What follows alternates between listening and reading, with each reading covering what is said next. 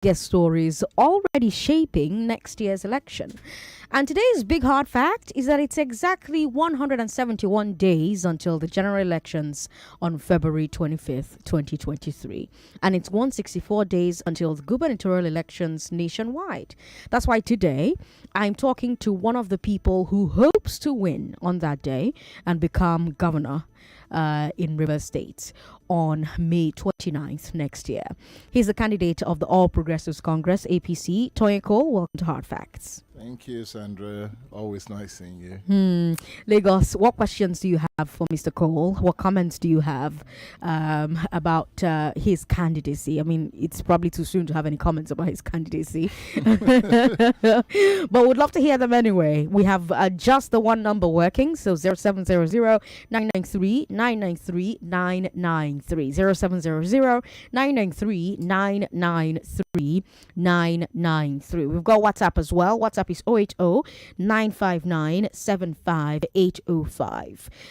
Before we get into politics proper, let's talk a bit about your background before politics. There are those who know a bit about you, those who know some things about you. Talk to us about your background. Let's get into that first. How long do I have to talk about? Not a lot. 55 years give me, old no, background? give me 7 years. Give me 7 minutes. All right, so, okay, excellent. So first and foremost, I was born in Port Harcourt, Rivers State in 1967 and went to school at King's College, Lagos, Corona, Lagos, University of Lagos.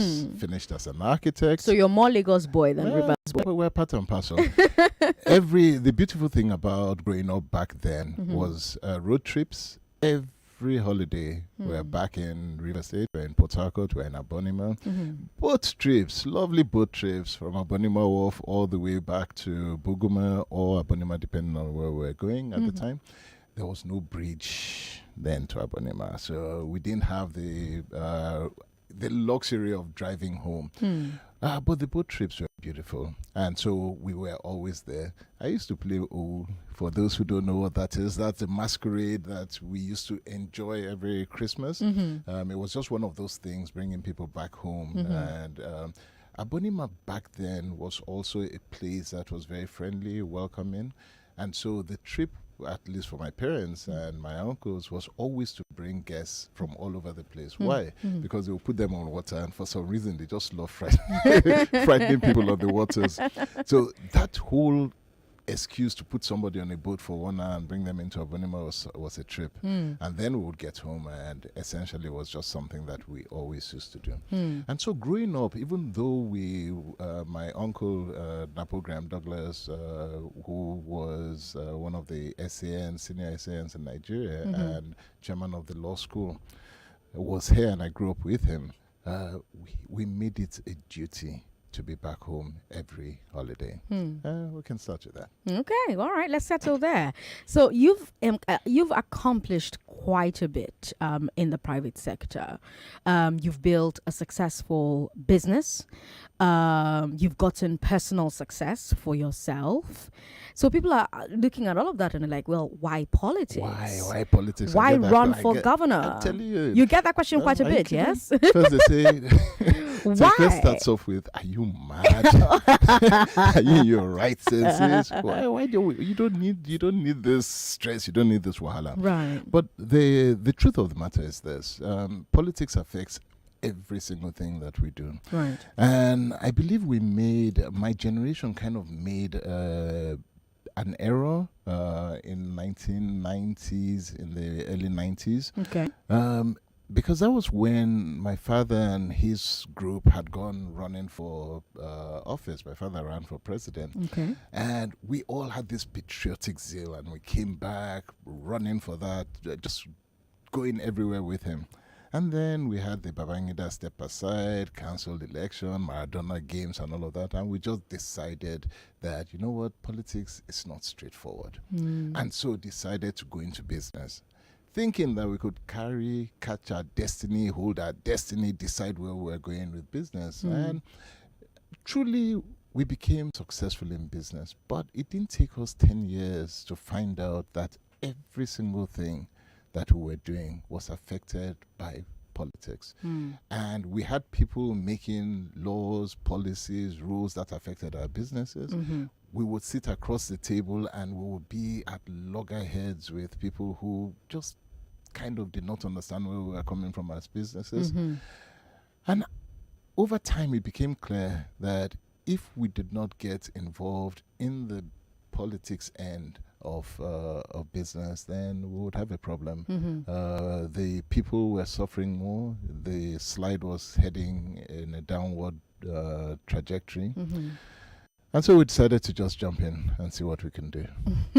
Now, this is your second jump in. Yeah. It's your second run for governor. 4 years ago, you won an APC primary, which the courts voided. So you endorsed the AAC candidate. That was a very chaotic election season. It was chaotic, both within the Rivers APC and Rivers State in general, right? It was. Why was it so chaotic? Okay, so first and foremost, we had an intractable issue with Senator Magnus Abbey, whereby we had factions, so to speak, within the APC, and this I inherited. I came into that problem. I believe that I would be able to find a solution coming in as non-partisan to any of the warring factions. And I thought it would be possible as maybe as an umpire to see how we can resolve issues. It proved nearly impossible. In fact, it did prove impossible. And we just could not find peace. At the end of the day, that problem, a house divided truly can't stand. And that problem cost us the 2019 election. We left that election and decided to support a candidate, the AAC. And that was it was a learning for me. It was a very good learning. What did you learn? I learned, first of all, that the APC was well grounded in the grassroots. Okay. I learned that because I did a word-to-word, basically, and it was the APC structure that went behind AAC. The AAC candidate. Yes. I had always said to young people when I was mentoring and teaching that within the Nigerian politics and all, if you do not pay attention to how candidates come out, right, you'll get a dog, a goat, a horse, and all of that, and that candidate will win because it's the structure behind the candidate back then that works. And so you must pay attention to the candidates and how they come out. In 2019, we had an unknown candidate. Okay, no one knew him. We found him.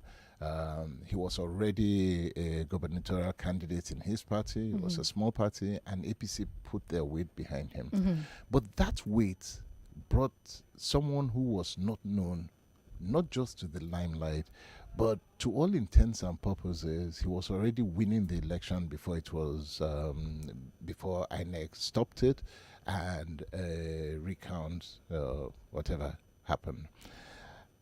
I learned that outside of Falga and Obiapo, many people, and there are many communities within the rivers, within River State, where government presence is negligible or hardly there. In fact, in some areas, there's no presence at all. No police station, no court, no hospital, nothing that the people feel that government is present. I saw many times that where there was natural disasters like flooding and all, which is perennial every year in the Ahoda Orashi region, that people lose their income completely. You learned that by backing the ASC candidate? Yeah, it was all part of it. I learned it because I was walking around and moving around from word to word and seeing what the people need. And because we were touching and seeing emotionally, when we went to AAC, AAC was able to do phenomenally well because we saw that at the grassroots, APC was more visible in the grassroots than the PDP at the time. And so that for me was a big lesson, and it's given me a lot of confidence moving into 2023. Because I was going to ask, what made you come back after all that chaos? Yeah, it wasn't chaos. So I'd made up my mind. I said it wasn't chaos. I love it. You see, when I made up my mind in 2018 that I was coming in, I had given myself a very clear 20-year target. Okay, so it wasn't something that I said, let me just test and run away and go. For me, this was a 20-year plan. Okay. I was turning 50 at the time, and I'd said that for the next 20, how long will it take for me to make some very tangible impact if I'd done all of this in business and I wanted to do it in politics? I knew it wasn't going to be a 1-year thing. It wasn't a 4-year thing. And I knew that if I wanted to look back with no regrets and see very substantive move, then I knew I had to give 20 years of my life to this. Okay. So, how many years have you given so far? 6 years. Okay. All right. Now, I want to come back to a point you made earlier on about factions and Magnus Abe, right? The Rivers APC still has that problem. Abe rejected your win, moved to the SDP. Now, on the one hand, this means less internal chaos So you see, in it's your actually better. in your party, but it also means that you have another serious opponent to worry about. Okay, good. How does having to challenge both Abe and the PDP's Sim Fubara affect your chances? It doesn't actually. If there's one thing that I have lived off and I have grown through, it's competition. I've always believed that competition makes things better. Okay. Competition makes business better. Okay. Competition makes politics better. It makes democracy better. And at the end of the day, it will make the state better. Okay. One of the biggest challenges that we had as a state growing was lack of competition. There was hardly any competition in Rivers State. Fair enough, yes. Okay, today we're getting competition, and because we're getting competition, the one thing I can assure you is that the people will get a better deal at the end of the day. Why? Because now you have to pay attention to not just what your opponent is doing, but you have to pay attention with what the people want. And that, for me, is what Rivers State needs. The people of Rivers State have been ignored for a long time.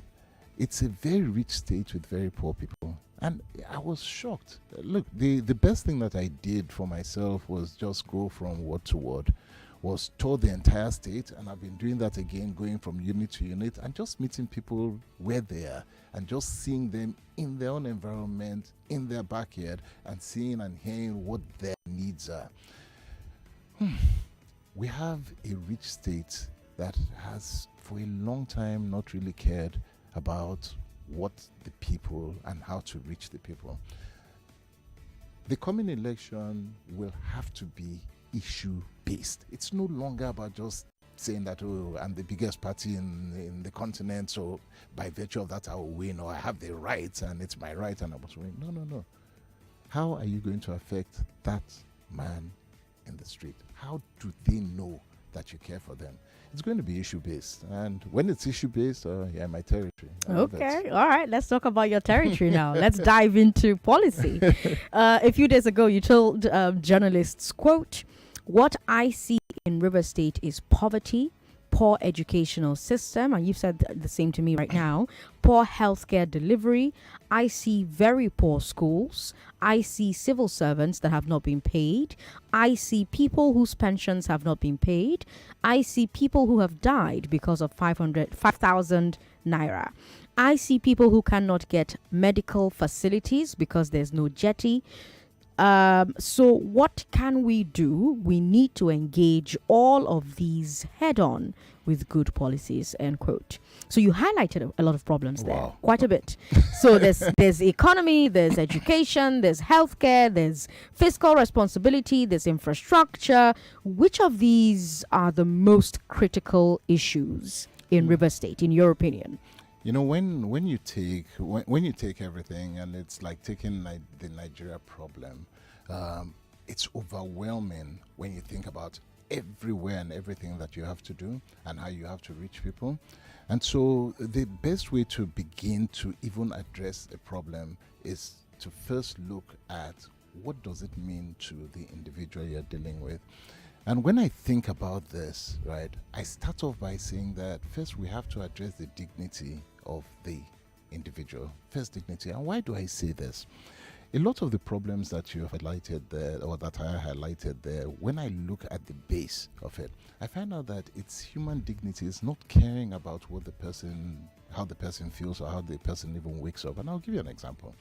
I went to a place called Isaka, and while I was there, it's a riverine community. It's 5-10 minutes by boat from Port Harcourt. I got there and the women came up to me and just whispered to me. They couldn't even say it loud. They just came and whispered and said, "Sir, thank you for coming here. Nobody has ever come here. No governor comes here. No candidate comes here. But if you can do something for us, please, we need a toilet." And I was like, "Toilet? Why?" They said they don't have a toilet, that they have to wake up, they have to go to the bush, and they must do it in the dead of night so that they can not be ashamed of what they're doing. So they're whispering their problem because they're already ashamed about it, and they have no solution to that. And so they're asking that this is just something that we need. While I thought that that was still an issue, I went to Port Harcourt, one of the waterfront communities in Port Harcourt. And this is essentially a slum community. It's waterfront, it's in Port Harcourt, 10 minutes away, again, not by boat this time, but 10 minutes away from the metropolis itself. And so you can drive there. You have a lot of development in the metropolis. Then you get to this slum waterfront. And what was their problem? So I'm sitting and I said to the councillor or the chairman there that, okay, what's the problem? What's the one problem that you have here if you want that resolved? And he says, "Come with me," and walks me down into the slum, down to the waterfront, and he points to it. And guess what that was? There's one Shalanka toilet there, and he says that we have to pay 50 naira to use this. And this is the only one. If you don't have any money, you can't do anything. And believe me, waterfront, I'm looking down and there's all sorts of, let me save my listeners' ears. But what the problem is he says to me as well, and the women are there, the whole crowd come to the waterfront and they're pointing and they're saying that they want toilets because the women again must come out 4 a.m., 5 a.m. And one of them said to me that, if I'm pressed and I have to go 3 times a day, that's 150 naira. That's my day's earning gone because I have to pay for some. Now, they may seem very, very, very small, but when you begin to think about dignity of the human being, you know that if you start off your day already ashamed of who you are, there's no way you can even lift yourself out of that. So for me, in everything that we're dealing with, we must first start with addressing how do we lift up the dignity and restore dignity to the human being, to the most basic, and then we can now start moving on from there. I believe that the minute you start bringing dignity back into life, then you find that people become their brother's keepers, and a lot of the cost that falls on government to do everything is diminished because people then see the need to get up and do other things for people. But you see, I'm listening to you talk and that sounds very aspirational. It doesn't sound like a tangible thing. So, Okay. I'm hearing restore human dignity. But I want to ask, okay, well, how? I just told you. I gave you one example. So you gave me the example with the toilet. So is how building more toilets? It's one of the ways. First of all, you start with the little things. They're little things, we call them low-hanging fruits. They're things that people see and it becomes very tangible. A toilet is a very tangible thing. It's doable. Mm-hmm. Jetties are tangible things. They're doable. Very, very doable. Getting people. So take another example. I gave you the example of the Orashi region where it floods perennially every single year. No problem. So it's going to flood. I know it's flooded right now as we speak. I know it's going to flood next year. So what do you do about that? The very simple thing for you to do as a government is first build silos and collect the grain when there's much in the season of plenty. It's been done for centuries. Collect that. You know that these people are going to have a problem. So one of the things that we definitely must do is grain and silo deposits. once they get into the problem next year, it's a flood thing, it's a dredging issue, and all of that. You may not be able to dredge the River Niger for you to deal with that, but you can deal with the flooding, and you can deal with the consequence of the flooding. And so that's one thing that we must do, because I have actually seen, I went there, I saw a child that was going to die. Why? Because the man and the father could not pay 50 naira to get to the nearest hospital. The stories are plenty. Yeah. But the issue here is that you can do something about it. And essentially, if you can give people the basic loss that they were going to have, and you can restore that loss, then you do not push them into a poverty trap. So what kind of losses will you prioritize? Because we need to talk prioritization. Because at the end of the day, all of those things you mentioned to the press, I'm talking education, infrastructure, healthcare, fiscal responsibility, the economy, all of these things are factors that can help to restore the human dignity that you've talked about, but you need to prioritize, right? Okay. So River State is very rich, but Isha doesn't have all that. Isha does have limited funds. It does. So it will be impossible to solve every problem in 4 years. What should the priorities be for the incoming government? So the first priority that you must always deal with would be education base first. Okay. And education is important because it sets the tone and it sets the base for who your future is going to be. Okay. If you don't give them that base education, then you already put them in a problem for tomorrow. Okay. So let's deal with education. Education is a must. It has to be dealt with. We are all where we are today because of education. So put education on one side. Okay. Now we have to leapfrog. And for us to leapfrog development within River State, it means that we have to go digital, and we have to bring a digital economy into play. For me, digital is a big thing. And how do you leapfrog with digital? The first aspect of it is that you must put broadband access, Wi-Fi, fiber optics. Again, it's there. Main One has a cable that runs just offshore River State. By 2024, I believe, I was speaking to the managing director, and she was telling me that by 2024, that broadband will be inside River State. So that's good. Build on that. So digital infrastructure, very key. Education, very key. Both of them work hand in hand, and you must educate for them to be able to know what to do with it. All right. So that works. The next aspect of it is within each senatorial district are key economies that you can develop, and you must develop it there. Why is that the case? Port Harcourt is a magnet and has become, everybody comes into Port Harcourt. River State is a one-city state. After 55 years, it cannot continue being a one-city state. You cannot have everything in one city, which means that you must create other cities. But what type of cities are you creating? So there's the agriculture, the whole agripreneur, agribusiness, logistics, and all around agriculture, which essentially can be done within the agricultural belt in the upland. You can do that very easily. It's one of the things that we must do. We must begin to process first line, second line, third line processing and distribution. Why is that? Food security is a major thing. Today we have problems in the northeast and all of that. The food basket of the north is suffering a lot because of insurgency and all.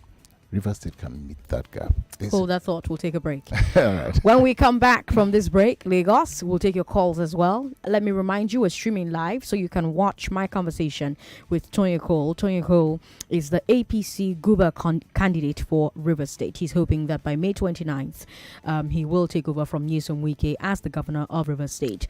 I'm Sandra Ezekwesili. You're listening to Hard Facts on 99.3 Nigeria Info.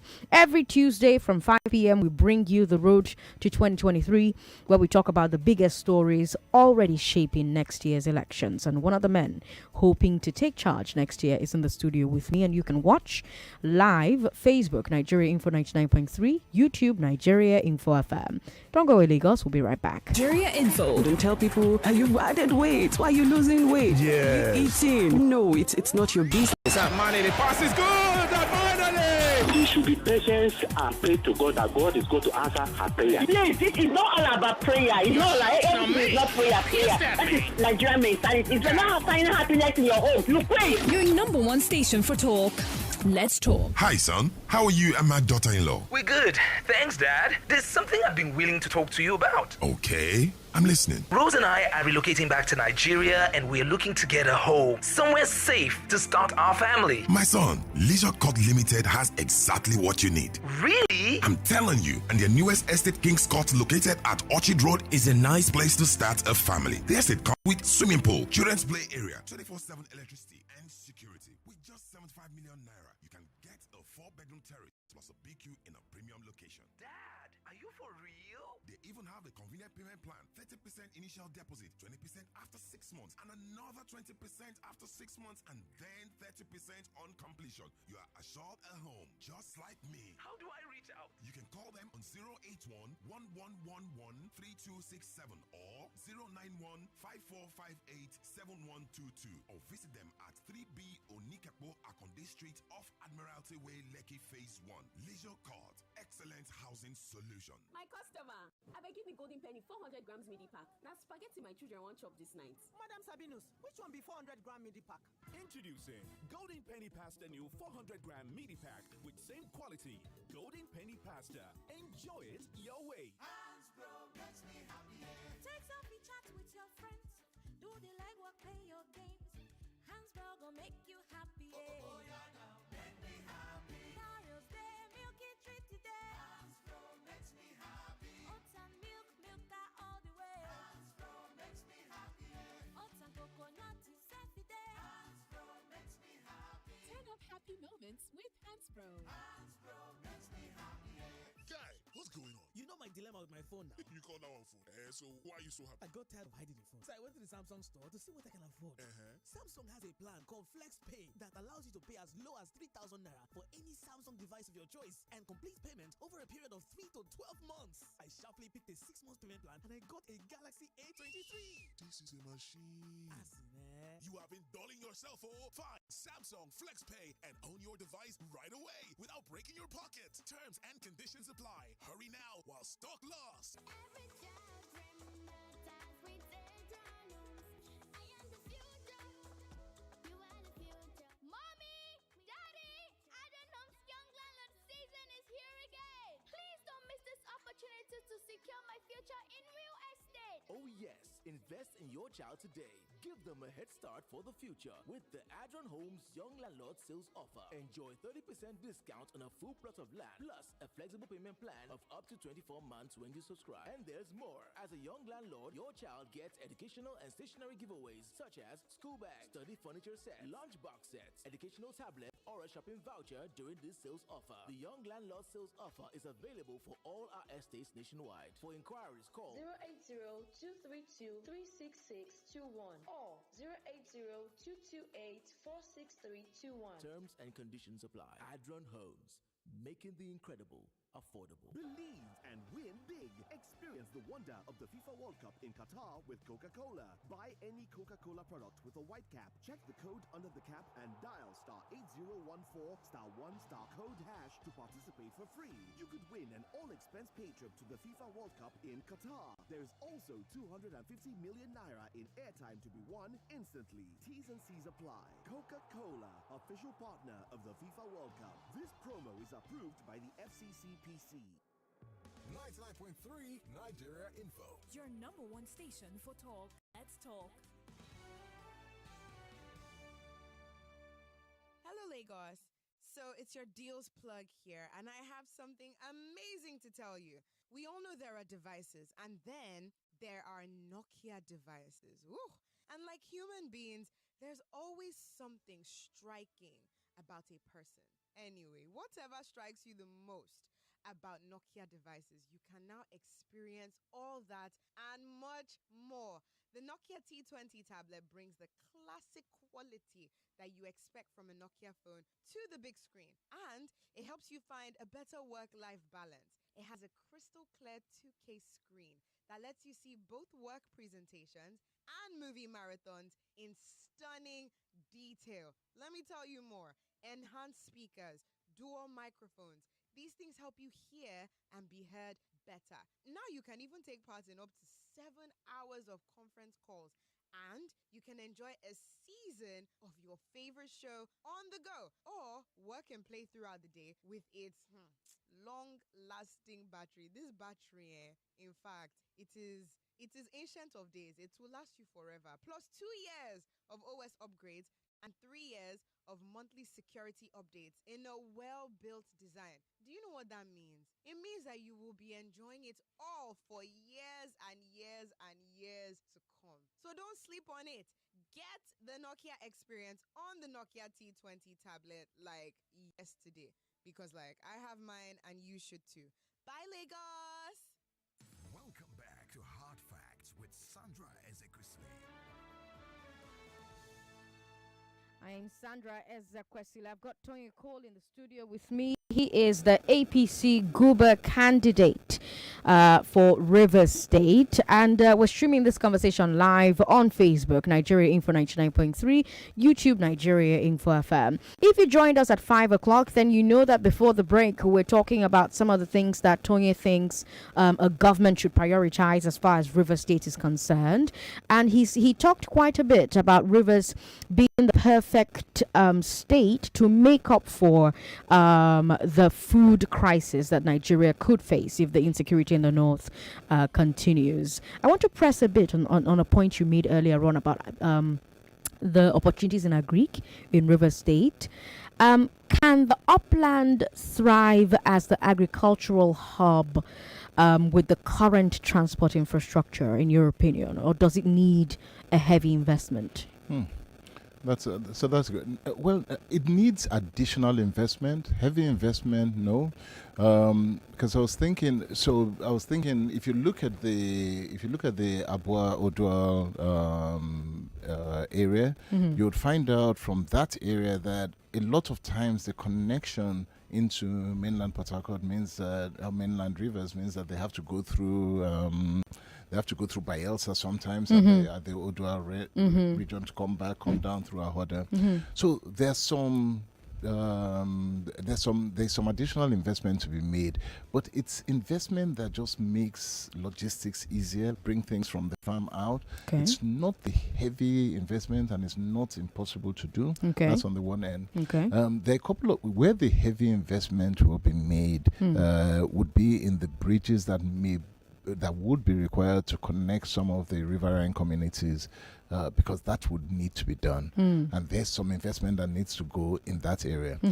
You have islands that sit with very, very good fertile land as well, that can be harnessed with such investments coming through. So we need to look at that. Okay, so you've mentioned the economy, you've mentioned education, and you've also mentioned the digital economy. And you've said, well, for education and digital economy, those ones are low-hanging fruits, those ones are basic, and they're going to have to work hand in hand.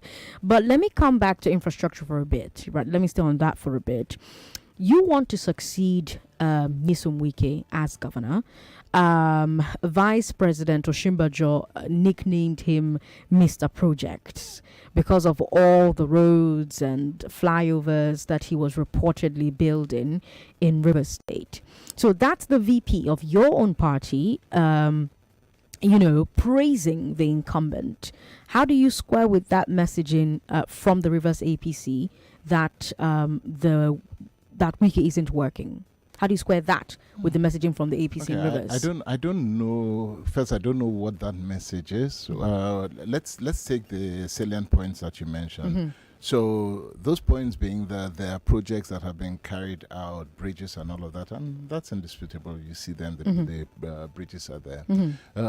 I think when you start digging a bit deeper, then you see that a lot of the investment and a lot of the projects have been concentrated within two local governments, and that's really where problem number one starts. Not that the bridges are not needed, but I think it would have been a lot better. People might have felt a lot more inclusive if some of those bridges also connected, had to reach places. Okay. I talked about some of the challenges of dignity in the first instance. And those challenges are not just in hygiene, it's in health as well. I know people who have struggled to get to hospital because the tide is low and there's no jetty. And as a result of that, mothers have had their babies with no medical attention. People have died as a result of that because they can't get to hospitals. Things that a bridge would solve. Okay. And so there's some connections that you need to make outside of flyovers inside the metropolis, which, yes, might ease traffic congestion in the metropolis, but there are also other places that need it. And so where I would take it on from is that, okay, let's assume today that Obiakwa and Falga have received substantial development, and so you have a city-state with bridges and what you have in Port Harcourt. All well and good. No argument with that. Okay. Now it's time to develop other parts. There are other parts of River State. River State is not just made up of Obiakwa and Falga. There are other parts too. Touch. And you mentioned healthcare and education quite a bit. Like, since we've been talking since 5 p.m., these are two of the things that you've talked about quite a bit. When Rotimi Amechi was governor, he built lots of primary schools, primary healthcare centers. Many of these health centers specifically are underused. Some of them are not being used at all. There have been questions about whether enough attention was paid to personnel, to logistics in both healthcare and education. What did Amechi and Wike get wrong? What do you think they get wrong? What should the next governor do differently? Okay. So one of the biggest challenges that we have, not just in Rivers State, but I've seen that across board. When I was at NIPS and we're studying a theme called Getting Things Done. And that was the theme the president tasked us, that why are things not working? Why do we make policies and you see that the implementation of those policies struggle and you have abandoned projects and what have you? And one of the things that we saw in policy somersaults is one administration will come in with one policy, say this way we're going, the next one will come, throw that away and start something new. And it's a waste of money, it's a waste of time. But why does that happen? And one of the issues that we find that happens is that people are not inclusive when they're creating a development plan for the state. If there's one thing that I'm certain that we must do, is call all stakeholders, regardless of party. And I'm serious about this, regardless of party. It doesn't matter whether you're in PDP, APC, AAC, and all. If you're a Rivers person living in Rivers State and all of that, you must realize that policy will affect you, regardless. Good policies will affect you well, bad policies will affect you adversely. Now, we must create a development plan that subsequent governments will follow. Take the good ones, develop on it. Take the bad ones, correct it, but stop throwing away every policy, whether good or bad, and just dumping it so that you can move on. And that's what we saw happen with the education and healthcare policy that Rotimi Amechi had done. The plan was to make sure that you had healthcare across all local governments, down to the wards, education the same way. The present government comes in and decides that that's not a priority, moves that aside, and continues along the way. So today you have a lot of abandoned buildings, a lot of disused schools sitting down all over the place, and it's a problem. It's a bad sight. It's not something you like to see driving around. So what do? We must create development plans that outlast and outlive governments. Policies cannot continue being thrown away. And so it's one of the things that we must work on. Okay. Definitely we'll work on that. Let's let Lagos join the conversation. They've been calling for a while. If I don't take their calls now, they'll riot. 0700 993 993 993 0700 993 993 993. You can have questions, you can make comments, but do it in 1 minute. 1 minute, because so many people want to call in, so many people have things to say, and I have a few more questions that I would like to ask. Twitter at Nigeria Info FM. Share your questions there. Send us messages on WhatsApp. WhatsApp is 080-959-75805. Let me remind you, we're streaming live on Facebook. Facebook is Nigeria Info 99.3. Hello, good evening. Thanks for calling us. Hello, good evening, Sandra. Good evening, welcome. My name is Robert. Welcome, Robert. Is it Mr. Cole? Yes. If I'm right? Tonye Cole, yes. Tonye Cole. Okay, good evening, sir. Good evening. The question I want to ask that I know development is a continuous process. Even if the current governor of Rivers State build all the flyover road, everything, there are some people that development will not still reach, which is a continuum, which I believe.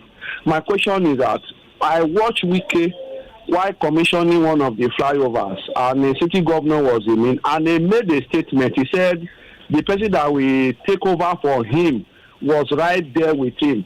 How are you going to prove Wiki wrong, knowing fully well that APC is not popular in River State? Thank you, sir. All right, Robert, thank you very much for your question. Now, of course, he can't campaign, but perhaps there are ways he can answer that question. Do you want to answer that question right away, or do you want me to take a few more calls? Okay, no, that's fine. Okay. So, Robert, thank you for your question, and it's a good question. So the first thing is that you will expect that anybody who is in politics is going to say that they're the ones that are going to take over. I don't expect him to get up in a public setting on live TV and say Tonye is going to take over from me. So I don't expect that for him to say that. Regarding the second part of your question, I would like to differ. I said I have been, and one of the things that I've been doing is going word to word, and I've been across River State. We're far more popular than you believe, and the only way that you're going to find out on that is wait for the elections. You will see the results. All right, 99.3, hello. Hello. Yeah, good afternoon. Thank you for this one. Thank you. Go ahead. Unfortunately, your network is very bad. You're going to have to give us a call back. 99.3, hello. Hello. Hello, good evening, Sandra. Good evening. What's your name, sir? Good evening. My name is Taiwo. Welcome, Taiwo. Let me congratulate Mr. Cole. Mr. Cole is a very good man, God-fearing man. And I sincerely want to say, after Rotimi Amechi, River State will have a sane and reasonable, presentable governor. I sincerely want to ask you this, Mr. Cole. In what way are you going to include youth into your government by the grace of God in 2023? Thank you, Sandra. Taiwo, thank you very much for calling. Of course, he's not campaigning, but in what way should government include youth in governance in River State? Absolutely. So, Taiwo, thank you. Actually, the next point I had written there was youth engagement before we opened up the line. So, I'm glad you asked the question. I think there are three ways that you include the youth. The first aspect of it is that the youth need to be respected and they need to be listened to. They need to be included in government. So, not just one token youth portfolio that you give to them, but youth have to be active in as commissioners. They have to be active as DGs or parastatals that affect them and affect them. Secondly, I also said that we had to do a development plan. For me, that development plan must go for at least 50 years, and that's the way I push it. Now, if you're going to take a development plan to go 50 years, it means that you're going to be doing it beyond my lifetime, and you're going to be doing it for a generation that must be involved in that development plan. If they're not involved in it, it's a waste of time. You must have them involved, and they're critical stakeholders in that. The third way that I would definitely involve youth is that they're the engine room for entrepreneurship and development. I talked about a digital economy. If I need anything done, it's my children that get up and do it. They do it faster than I can. They understand it quicker than I do. They know how to navigate anything along the digital space far better than I do. And so if we're going to leapfrog and we're going to create an economy that will not only compete with Lagos, and this is where my vision is, not just to compete with Lagos, but to surpass Lagos, we have to bring competitiveness back to River State, which is where we were before. The only way we can do it is leapfrog with technology using the youth and using them very, very well. So they're an integral part. I can't do any of this without them. While we're on this, I have to ask you. You must ask. I have to ask you about oil theft. Yes. You have owned a successful energy company. You are from River State, so you have a lot of perspective on this. Right now, NNPC and the Navy cannot agree on whether Nigeria's drop in production is mostly due to oil theft, as NNPC says, or operational and technical losses, as the Navy says. Which is it? It's both. Sincerely speaking, it's both. First, you have an environment today where accountability is very low. Operational excellence It's not at its highest, and so definitely you have operational losses where that occurs. So you have that. Oil theft is at two levels. You have oil theft through bunkering, through illegal refineries and all of that. So there's that level of it.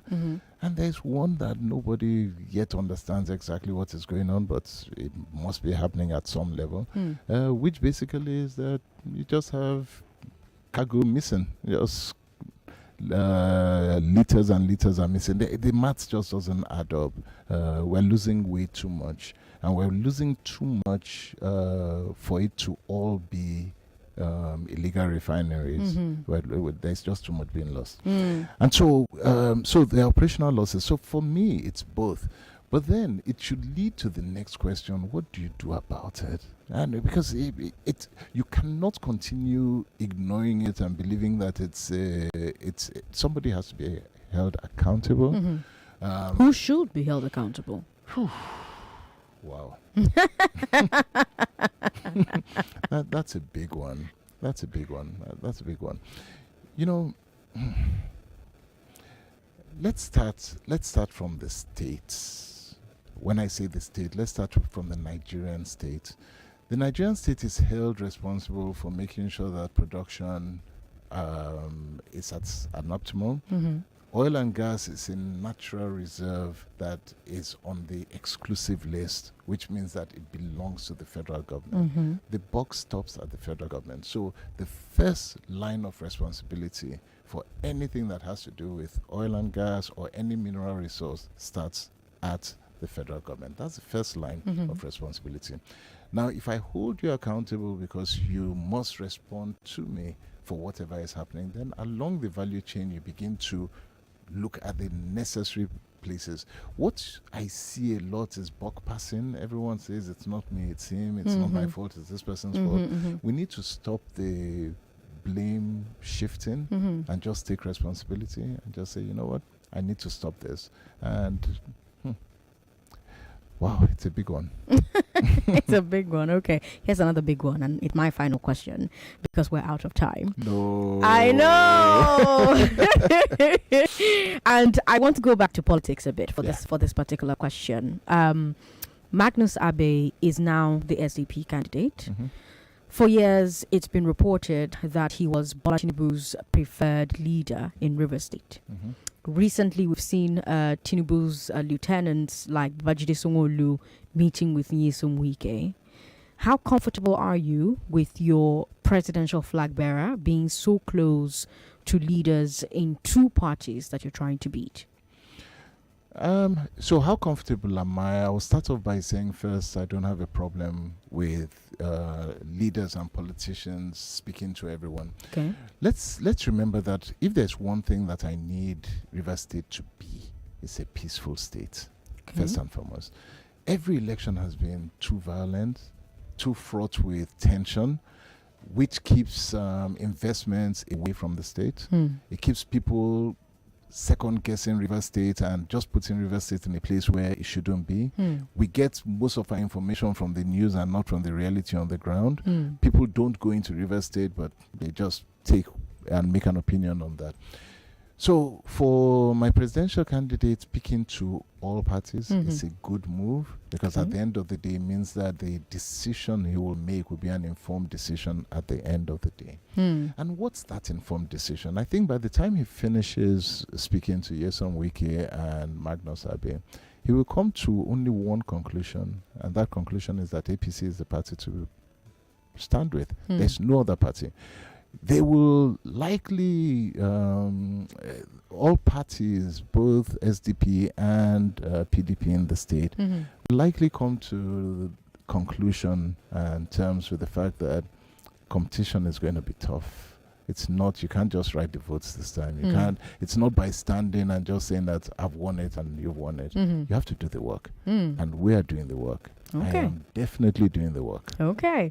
Alozie King on WhatsApp says he's from Omuma local government area. I was there recently. Okay. And he's just... They're good farmers. Complimenting you and Omuma, supporting you. Good planting farmers. And he says, I am coal and will remain coal. Okay. It's a lot of campaigning. I can't read it. We've got we've got Jamu who says... My first sentence, if I were a candidate from any political party, would be, I really appreciate the current government for their work. I would like my own idea, experiences to be welcomed by the intending next governor. I'm not sure I understand what you were trying to say there. Otto says, Bro T, I'm listening to you on Info FM. Very good talk and ideas. River State must develop all round, not only just Ikuri land. The riverine areas have been abandoned for too long. All right, that's all we can take. Oh, Tonye, so sad. Thank you. Can we do 2 hours? No. But thank you for your time. We appreciate appreciate it so much. Thank you for spending your time, your evening with us. Lagos, don't go away. When we come back, remember on the step down today, does a certificate change who you should prioritize when you marry? Tell me about it. So, I don't know if there was ever 1G. Maybe there was 2G. I think I heard of 3G and 4G. But the moment you have been... And I want to assume that you would run because I want to give the listeners context for the conversation. In 2019, you were running mate to Atiku Abubakar. What did you learn then that you will not repeat this time? Yes, when is the president coming out to address us? There's a few things. One, I have a burden and a passion for young people. The fact that you have elected a man does not mean then you begin to order him around. The president will do whatever is good for the country at any given time. Mr. Adeshino, isn't the president responsible to the people? What should the next president do to root out stakeholders who are complicit? You fire those that need to be fired are fired. It's looking like a brand new Chelsea, attacking with so much fluidity. And what can you say about that, Martin? I know you follow Chelsea quite closely. I live close to the Chelsea training ground. That's what you mean by that. I'm not.